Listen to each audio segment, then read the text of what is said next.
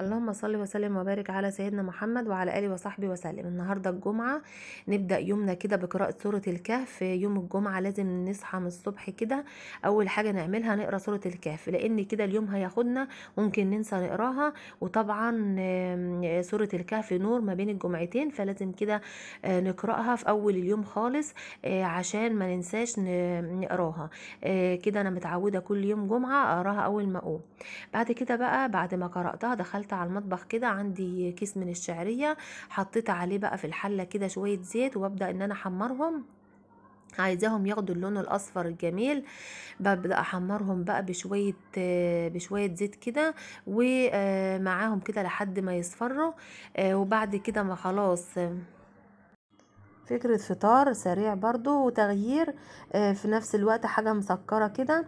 انا بقى بحط بقى شوية مية مش كتير. انا بحب الشعرية بتبقى ايه، مش معجنة قوي، فبحط بس مش هيغطي الشعرية. بنزل بقى بالفانيليا والسكر. السكر بقى حسب الرغبة، زي ما انت بتحبيها، حاجة بتحبيها حاجة مظبوطة سكر، حاجة زيادة. وتقلبي الكلام الجميل ده اهو كله اهو، زي ما انتوا شايفين كده. الشعرية ما بحبهاش تتغطى بالمية، بس يا دوبك كده هي باينه من على وش الميه. بعد كده بغطي عليها بقى، وبعد ما تغلي ببدا احط بقى بعد ما تغلي ببدا اقلبها زي ما انتم شايفين. وبعدين اغطيها بقى واوطي عليها خالص عشان خاطر تستوي معايا. وخلاص استوت وغرفت في الاطباق. وكان فطار جميل وتغيير برضو، عشان طبعا احنا بنمل ونسق من الفطار التقليدي، فكل يوم كده لازم نعمل فكرة جديدة للفطار. وادينا طاقة بقى وخدنا باور كده. وهقولك في الفيديو ده ازاي انت تحافظي على بيتك على طول كده دايما منظم ونضيف من غير مجهود. بعد كده بعد ما فطرت، كان عندي ورايا بقى النهاردة غسيل وتنظيف. فانا بقى الاول بحط في الغسالة شوية اريال، وبعدين بعد كده بشغل بقى الغسالة تعمل رغاوة كده، الرغوة تبان كده، وبملى الغسالة مية. انا بحب اغسل في الغسالة الهاف اوتوماتيك عشان هي بتنظف الهدوم خالص. ولما المية معايا بتتوسخ او اي حاجة بغيرها. بعد كده بقى والغسالة شغالة دخلت على البلكونة. هعمل تنظيفة كده في الريسبشن اللي احنا بنقعد فيه، الصالة او الريسبشن اللي احنا بنقعد فيه على طول. فلازم بنضفه يعني كل يومين ثلاثة كده، عشان نقعد في حتة نظيفة. اول حاجة كده بقى خدت البلكونة كلها كده تنظيفة سريعة من التراب او من اي عنكبوت فيها. واقولك بقى ازاي تحافظ على بيتك نظيف ومنظم طول الوقت من غير مجهود. احنا كده هناخد اوضه اوضه في البيت، زي ما انا نظفت معاك وتنظيفه عميق، اوضه اوضه ننظفها تنظيفه عميقه. بعد كده كل يومين تمسكي بقى الشقة كلها كده من على الوش في ثانية في ثانية سريعا. اي تراب بقى، اي حاجة واقفة كده مش هتستني لحد ما يتراكم، لا.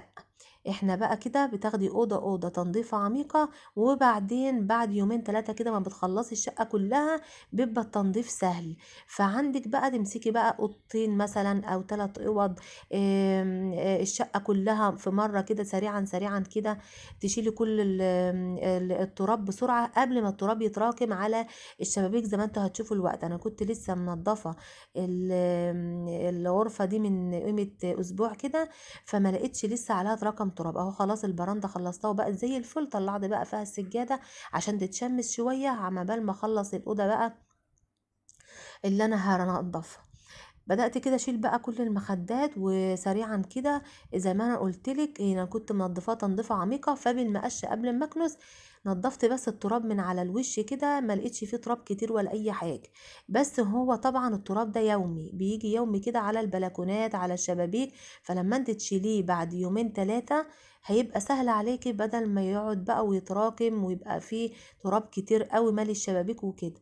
فانت بالمقشه وانت ماسكه كده وانت بتروقي، تروحي جايه على الشبابيك، مش هينزل تراب كتير ولا اي حاجه، ولا هينزل هنفضه.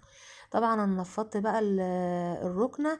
زي ما قلت لكم الاوضه ده والله بنقعد فيها، فبحبها تفضل نضيفه على طول يعني. بعد كده خدت بقى التراب برضو اللي على الارض وكده. زي ما قلت لكم التراب ده يومي يا جماعه، بيتراكم كل يوم، بعد كل يومين كده بنضف. وبيبقى تنظيفة عليكي سهلة بقى، بتخلي البيت كله من جنبك منك ان هو متنضف تنظيفة عميقة، وفي نفس الوقت انت بقى ما سبتهوش، لأ، ايدك فيه على طول بقى. اول ما التراب يجي على الشبابيك بعد يومين ثلاثة وانت بتكنسي، تعملي بس كده بالمقشة وتشيلي. خلاص كده بقى انا خلصت بقى الأوضة ونضفتها كلها، ما خدتش معايا وقت كمان، وفي نفس الوقت الأوض بتاعت الشقة كلها قبل كده متنضفة تنظيفة عميقة زي ما قلتلك. بعد كده بقى خدت بقى الترابيزات كلها بقى كده بفوطة مطبخ ولمعتها وخلصتها، وبعدين حطيت بقى المفرش زي ما انتوا شايفين، وخلصت خلاص الأوضة اللي احنا بنقعد فيها، وحطيت رصيد بقى المخدات وكده. بعد كده بقى جبت شوية مية بقى بمعطر كده ديتول، منها معقم ومنها ريحته جميلة خالص، وبدأت ان انا امسح بقى الارضية قبل ما ادخل بقى السجادة خلاص بره في الشمس اتشمست وبقت ريحتها زي الفل. وبعدين بقى امسح واخلص، وبعدين ابقى ادخل زي ما انا قلتلك كده. امشي على الخطوات دي، تنضفي كل يوم اوضة تنظيفة عميقة، وبعد كده بقى هتلاقي تنظيف الشقة كل 3 ايام، هتلاقيها بقى كلها مع بعضها سهلة ان انت تمسحي بسرعة التراب قبل ما يتراكم على الشبابيك، على البيبان، على الارض وكده، هتلاقي شقتك منظمة ومرتبة على طول.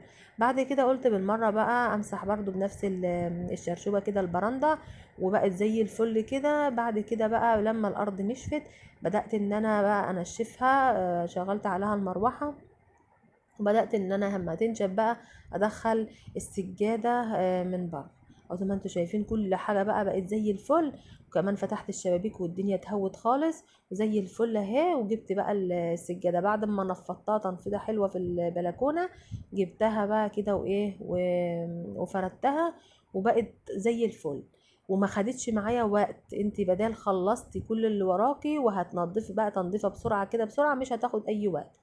بعد كده بقى الغسيل بقى، انا كنت مشغله الغساله جنب التنظيفات وكده والكنس وكده، فروحت بقى عشان اكمل غسيل وغيرت الميه وكملت الغسيل. وزي ما قلت لك قبل كده ان انا بنشر في الصيف، بنشر بره تحت على المنشر، ما بحبش الشمس بره. بعد كده بقى رحت المطبخ عشان اعمل الغدا. النهارده الغدوه بتاعتنا بس 20 جنيه. هناكل بسارية النهارده، او زي ما انتوا بتسموها سمكة صغيرة، سردينة صغيرة. طبعا لقيت واحد بيلف كده بيها النهاردة، قلت ايه اشتريها. اشتريت بس نص كيلو ب20 جنيه، وهنعمل احلى غدوة هتشوفيها، وطعمها زي الفل. اهم حاجة تبقى صابحة معاكي، تمسكيها كده تلاقيها جامدة وحلوة مش طرية. اول حاجة كده انا بنضفها، بشيل الراس بالبطن بتاعتها كده زي ما انتوا شايفين. اهم حاجة تنضفيها، تشيل الراس بالبطن. بعد كده بقى بشطفها حلو بقى بالمية، ومن طبق لطبق بشيلها كده واحطها في طبق تاني عشان ميتها طبعا بغيرها. بعد ما خلاص غيرت بقى عليها المية ونضفتها، ببدأ بقى ان انا اعصر ليمون. اهم حاجة الليمون، ليمونتين كبار حلوين كده عليها عمل بال ما نعمل الدقة بتاعتها. برصها بقى في الصينية، هي نص كيلو، بتجيبي صينية على قدها، على قد كيلو، على قد نص كيلو، وتبدأي ان انتي ترصيها رصة حلوة. اهم حاجة ما تبقاش على بعضها، ترصيها رصة حلوة كده في الصينية. بعد ما تغسليها وتحطي عليها ليمون، واي حاجة بقى فيها تشيليها. بعد كده بقى بنعمل لها الدقه بتاعتها. انا جبت بصلايه صغيره قوي وعليهم فلفلايه حمراء وفلفلايه خضراء عشان تدي لون كده حلو، ومعلقه كبيره كمون، ومعلقه كبيره كزبره ناشفه، ومعلقه كبيره ملح، ونص معلقه شطه براحتك، عايز تحطي شطه حطي. انا بحبها كده مشطشطه وحلو. بعد كده بقى بعصر عليها الليمون، اهم حاجة الليمون، بعصر عليها ليمون بقى 4 5 ليمونات كده. اقلب الكلام الجميل ده كله مع بعضه كده، عشان دي بقى الدقة بتاعتها. انا بحبها كده وتبقى طعمها تحفة، وجربيها زي ما انا عملتها كده، هتحبي تعملها على طول وولادك هيحبوا طعمها. بعد كده بقى عصرت الليمون وقلبت كل ده مع بعض، البصل مع الفلفل الاحمر والاخضر يديكي الوان كده حلوه، والكمون والكزبره، ومعلقه كبيره من الثوم المفروم، وبقلب كل ده مع بعض. شوفوا شكلها جميل خالص وطعمها تحفة. انا بقى بحط الدقة دي كلها عليها الاول في الصينية، وبحطها حلو خالص، وببدأ ان انا اضغط عليها عشان كلها تشرب من الدقة الجميلة دي. واهم حاجة تعصري ليمون كتير، هيخلي طعمها روعة. وبعدين بقى خلطت بقى شوية طماطم كده في الخلاط وحطيتهم عليها زي ما انتوا شايفين. وبرضو بفضل اقلب فيها كده بالراحة بس عشان الرصة ما تبصي. بقلب فيها كده عشان الطماطم والخضرة بقى والدقة دي كلها تدخل فيه اهي زي ما انتوا شايفين كده. واهم حاجه بقى 4 معالق كبار زيت واحطهم عليها على الصينيه زي ما انتوا شايفين. شوفوا شكلها بقى عامل ازاي. اهم حاجه بقى 4 معالق كبار من الزيت وتحطيها، وبعدين تدخليها في الفرن بقى. ما بتقعدش في الفرن حاجة، تعلي عليها النار من فوق ومن تحت. وزي ما انتوا شايفين اهي طلعت جميلة وحمرة وجميلة خالص. لونها كده اصفر على احمر كده ومتحمرة كده في الفرن وتحفة. وغدوة بسيطة ما كلفتناش حاجة، وروتين قوي. واشوفكم بقى في فيديو جديد، وتعملي الاكله دي زي ما انا عملتها كده، وتقولي لي عملتها ازاي وعجبتك ولا لا. وتحطي بقى جنبها بصل. والسلام عليكم ورحمه الله وبركاته.